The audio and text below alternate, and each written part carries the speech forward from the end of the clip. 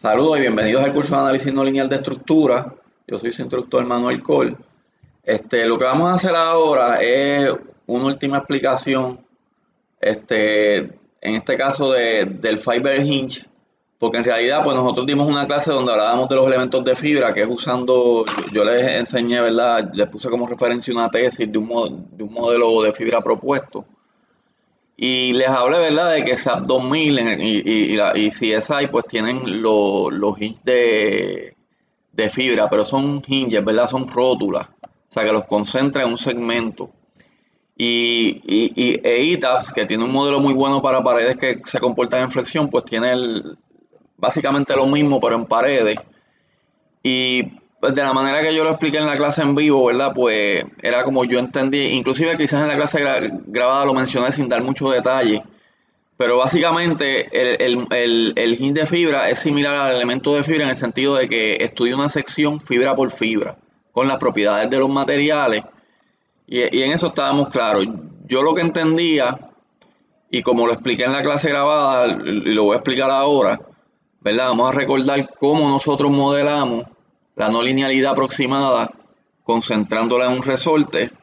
Y ya sabemos, ¿verdad? Por ejemplo, el elemento de un componente que pone los resortes en el extremo. Claro, cualquier programa comercial me va a dejar poner los resortes donde entendamos que se va a comportar no lineal, pero claro, el problema de esto es que, y el elemento puede seguir, ¿verdad? Sobre todo si tiene brazos rígidos o donde uno entienda que se va a formar la plasticidad, porque es la sección más débil con los momentos más grandes. Pero el elemento podría seguir en teoría y tener sus nodos. Y cualquier programa comercial me deja poner las rótulas en cualquier sitio. Y claro, esa parte la entendemos bien. Y ¿cómo le damos las propiedades a esas rótulas? Eso es lo que hicimos en esta clase, ¿verdad? Estudiando las propiedades de la sección. La diferencia en el modelo de fibra es que en vez de calcular esto y usar esto para entonces con un LP dado calcular la rotación del resorte, por lo menos la rotación plástica, ¿verdad? La rotación plástica la calculamos como LP por phi último menos phi de excedencia, ¿verdad? Esto no es otra cosa que la curvatura plástica, ¿verdad? Y entonces lo que hacíamos básicamente, y ahí es que viene la parte importante, que, ¿verdad? Si esto se deflexiona, como sea que se deflexione, va a haber, y yo no lo puedo dibujar bien, pero va a haber un kink de rotación concentrada, que es la rotación del resorte. Y aquí, ¿verdad? Va a haber un kink de rotación concentrada, que es la rotación del resorte. Pues la estamos concentrando en un punto, pero lo que implica eso es que el elemento como tal, está rotando, ¿verdad? En cada segmento de elemento está rotando, ¿verdad? Tiene curvatura elástica. Por lo tanto, ustedes se acuerdan que la rotación del resorte la entramos como rotación total menos la rotación elástica. Lo cual es muy conveniente porque si no modelamos resbalamiento, básicamente es restarle esta rotación elástica, ¿verdad? A la curva de rotación le restamos la elástica. Vamos a hacer ese dibujo que no lo tenía. Ya convertimos esto a esto. Tenemos la rotación elástica y la rotación plástica. Entonces, básicamente, restarle toda esta rotación elástica, y eso ya lo discutimos bastante a la clase, y la rotación del resorte es simplemente, ¿verdad? Aquí el resorte es infinitamente rígido y cuando llegamos a MY, MP, como lo queramos llamar, pues modelamos la rotación plástica solamente. Y así es que ponemos, ¿verdad? La rotación del resorte versus el momento del resorte. El momento del resorte es el momento, ¿verdad? No es que es un momento aparte. Así que esto es para poner la rigidez del resorte. Y eso es lo que hacemos. Entonces, la cosa es que cuando yo explico esto, pues yo entiendo que ella sigue concentrando, aunque use modelo de fibra, ¿verdad? Divida la sección en fibra para entonces calcular la rigidez de cada fibra. Pues yo entiendo que ella sigue modelándolo en un resorte concentrado. Y si hace eso, como quiera, hay que restarle la rotación elástica. Así que yo entendía que en cada fibra, y de hecho lo expliqué en algún momento en alguna de las clases, quizás no en el trimestre, pero en el trimestre enero-abril 2020 lo expliqué así, ¿verdad? Pues tengo mi deformación, tengo mi esfuerzo y tengo mi curva, ¿verdad? Como sea. Pues yo le quito yo pensaba que le quitaban este desplazamiento elástico porque estaba el elemento elástico y modelaban como quiera un resorte concentrado. Recuerden, yo tengo la referencia aquí. Pues básicamente le quitaba esta parte elástica al acero y le quitaba la parte elástica, todo lo que ustedes llaman elástico, ¿verdad? Quizás hasta este punto. Se lo quito a esta gráfica. Yo pensaba que hacían algo así. Y seguían, ¿verdad? Para efectos de la fibra, llevan toda la curva, pero entonces cuando calculan la rigidez, se aseguran que el elemento tuviera la elástica. Pero cuando uno ve en SAP, como corrimos en la clase, un ejemplo de fibra, este es el resorte de fibra, se dan cuenta que él empieza a desplazarse desde que empezamos a aplicar carga, lo que implica que se está desplazando el resorte elástico. Por lo tanto, a pesar de que uno define el resorte, fíjense, en una localidad, en un punto, fíjense, fiber, yo sé que quizás no se le ven, pero esta es donde uno lo localiza, pues uno lo pone en un punto como tal, ¿verdad? A punto 1 del largo del elemento. Claro, yo le doy el largo plástico también, o sea que ella necesita el largo plástico para poder calcular la curva de momento-rotación. Pero lo que quiere decir es que el elemento de pórtico no se puede desplazar elástico porque entonces estamos duplicando el desplazamiento elástico, lo cual sería incorrecto. Eso no es ningún problema porque eso es similar al modelo de rigidez distribuida que hablamos. Lo único que el modelo de rigidez distribuida simplemente usa la curva de momento-curvatura que ya habíamos discutido en la clase, constante. Este es un modelo que propusimos para paredes más sencillo. Y después condensa la matriz de esos 4 elementos de viga columna. Pero para cada elemento la rigidez que le da, por lo menos en el modelo de rigidez distribuida usa cortante también. Pues dependiendo del punto, de la sección que está en el mismo medio de ese tramo de rigidez distribuida. Y le da las propiedades de este elemento. Este es un elemento de viga columna. Así que en este caso tengo 4 elementos de viga columna, pero yo lo divido en todos los que quiera. Y después condenso la matriz para que sea solamente 4 grados de libertad. Como la tenemos aquí, ¿verdad? Los 4 grados de libertad del extremo. Claro, aquí no podemos carga axial, pero también tenemos carga axial. Literalmente en este caso el modelo numérico del doctor López lo simplifica tanto que no hay grado de libertad de carga axial. O sea, asume que los desplazamientos axiales son despreciables. Pero nada, tenemos, pues similar es lo que hace el elemento de un componente. El elemento de fibra de Fiber Hinge. Yo no conseguí un paper que por lo menos sin pagarlo, que haga esa derivación del modelo de fibra. Pero la realidad es que el paper que ya yo les di, sí hace, ¿verdad? Les explica, ¿verdad? De hecho, aquí deriva la matriz cuando solamente estamos en el plano. Pero más abajo en el capítulo 2 la deriva en 3 dimensiones. Esta es la matriz de la sección, ¿verdad? Déjenme buscar el bolígrafo para saber de qué estamos hablando. Pero si repasamos elementos finitos es más o menos la misma cosa.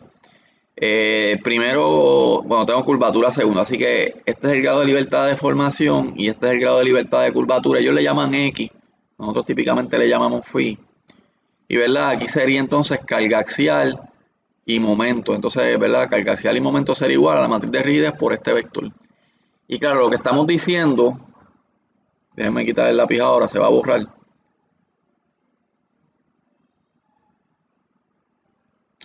Pero lo que estamos diciendo es que para nuestra sección, y eso ya yo lo había explicado en la clase, pero no importa. Si tengo mi sección transversal, vamos a decir que es rectangular, no tiene que ser rectangular. Tengo H, tengo B. El eje neutro esté donde esté, ¿verdad? No. Tengo mis deformaciones de todas las fibras. Vamos a suponer que hay una carga axial fuerte, ¿verdad? Que tengo P, ellos le llamaron N y tengo momento. Pues va a haber que esas mis deformaciones, yo las puedo expresar con solamente 2 parámetros. Y yo sé que ya lo hablamos, pero vamos a ponerlo de nuevo. Vamos a decir que el eje neutro de casualidad está ahí mismo. Pues yo puedo usar 2 parámetros. La curvatura, y esta deformación, la deformación del eje neutro. Con esos dos parámetros yo puedo hacer una ecuación para calcular, ¿verdad? Este es el eje de Y este es el eje de deformaciones de la sección transversal. Estoy mirando la sección transversal, ¿verdad? De frente, asumiendo que es cuadrada. Y así es como se deforma de lado, ¿verdad? La curvatura. Así que recuérdense de eso. Y estas son las fuerzas que tengo en la sección, pues la puedo definir con esos dos parámetros. Y eso es lo que estaba diciendo cuando digo que entonces yo puedo calcular la rigidez de esa sección, que ya fibra por fibra, puedo calcular el modo de elasticidad, cómo está en dónde estoy en cada fibra de acero o de hormigón y calcular el módulo de elasticidad tangencial de cada fibra y asignarlo. Y después puedo calcular las rigideces, ¿verdad? Para entonces tener como mi matriz de rigidez que me relaciona. Y sé que estoy explicando esto de nuevo, que ya lo había explicado, pero esos dos parámetros de la sección a las dos fuerzas de la sección. Y claro, en el modelo de fibra, déjenme salirme de esto ya. En el modelo de fibra, de elemento de fibra, yo hago eso en muchas estaciones y después uso el método de elemento finito para integrar el resto de las estaciones y tener mi matriz de rigidez del elemento. En el elemento de fibra. En el Fiber Hinge, pues hacemos eso en una sola estación. Pero si vamos a hacerlo, como lo hace SAP 2000, en el segmento LP, L1 sería LP, ¿verdad? Pues entonces sí tenemos que usar el elemento finito para calcular la rigidez de ese segmento. Lo cual entonces, si se acuerdan de la clase de elementos de fibra, pues el usar fórmulas de interpolación, cuando quizás la plasticidad se concentra en una zona, las fórmulas de interpolación de los desplazamientos, pues no son muy buenas por los cambios drásticos que hay en las zonas que se plastifican.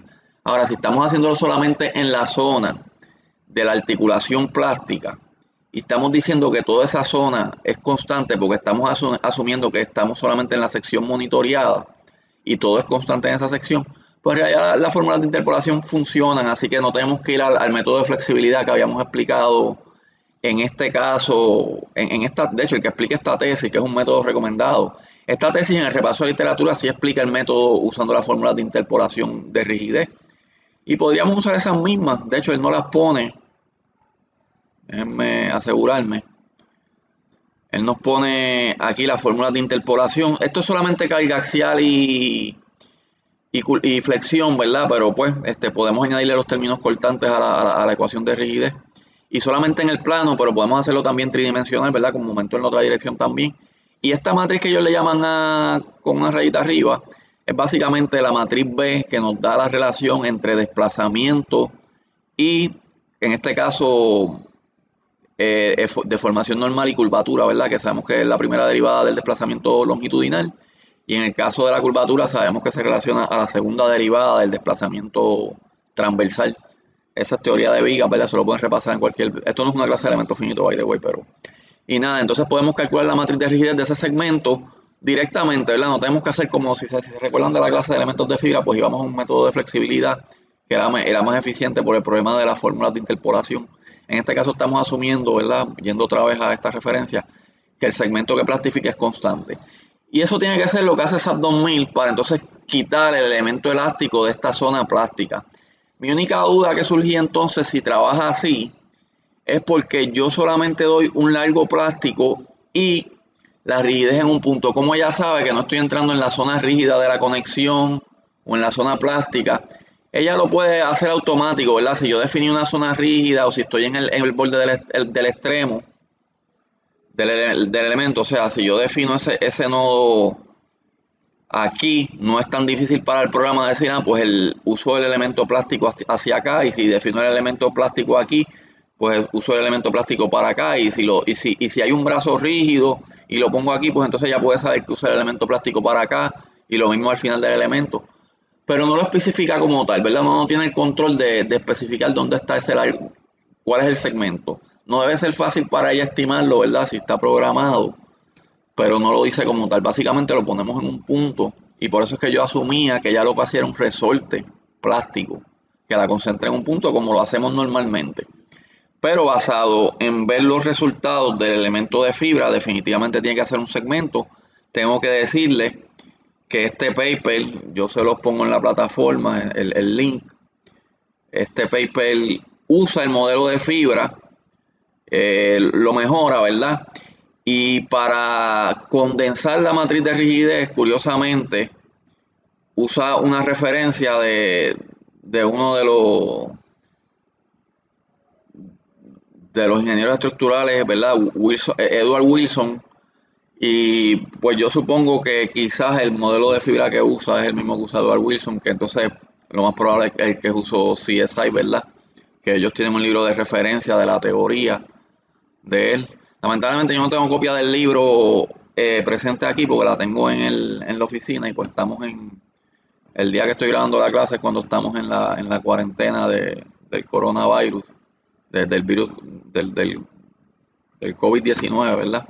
Así que no la tengo aquí para verificar, ¿verdad? Pero yo sospecho entonces que esa es la misma programación, más o menos la que aquí no la detallan mucho en esta referencia, porque el propósito es mejorar, ¿verdad? Como tal el modelo para ciertos casos en pórticos de acero. Pero basado en eso, yo estoy, y basado en ver la respuesta que da SAP, que simplemente es un segmento y después condensa la matriz del elemento, ¿verdad? Inclusive va a tener brazos rígidos, así que la tiene que condensar también para los brazos rígidos. Esos aspectos de condensación de matriz están en la referencia 8, pero tengan cuidado, como por ejemplo en el caso de pared, en el caso de vigas, donde uno se el elemento de fibra, uno puede estar cargando cargas transversales en la fibra, lo cual este elemento de pared de la referencia 8 no lo permite. De hecho, la referencia de este paper tiene una referencia para condensar, ¿verdad? Este tipo de elementos, que es de Edward Wilson. Es una de las referencias, así que básicamente eso es lo que de esa manera está trabajando el elemento de fibra de SAP. Es un segmento y básicamente monitorea una sección, que eso ya lo habíamos explicado tanto en los elementos de fibra como como habíamos explicado previamente el HIT de fibra. Y entonces usaría, ¿verdad?, la metodología de elemento finito, asumiendo que la rigidez que calcula en este segmento es la rigidez del segmento de la articulación plástica. Otras cosas que pueden estar pasando, que esas podría asumir o no asumir, es que literalmente considera completamente interacción carga axial y momento. Yo sospecho que eso es lo que debe estar haciendo. Pero ella podría decir que el HIT no se desplaza axialmente o se queda elástico axialmente para efectos de armar la matriz de rigidez y nunca modifica esa matriz de rigidez axial, que es la aproximación que uno hace, ¿verdad?, en los resortes concentrados. Uno no considera la deformación plástica axial o puede estarla considerando completa porque básicamente está armando la matriz de rigidez del elemento. Estos elementos obviamente no consideran interacción cortante, así que el cortante y torsional se quedarían elásticos. Porque obviamente yo lo expliqué en el plano, pero son elementos en 3 dimensiones, lo cual no es difícil añadirle esos componentes a la matriz de rigidez por el medio de elementos finitos o como lo hagan. Con eso lo dejo. Solamente quería explicar eso y yo les pongo esta referencia y quizás después me animo a pagar por un paper donde desarrollen el elemento y así pues mejoramos esta explicación. Muchas gracias.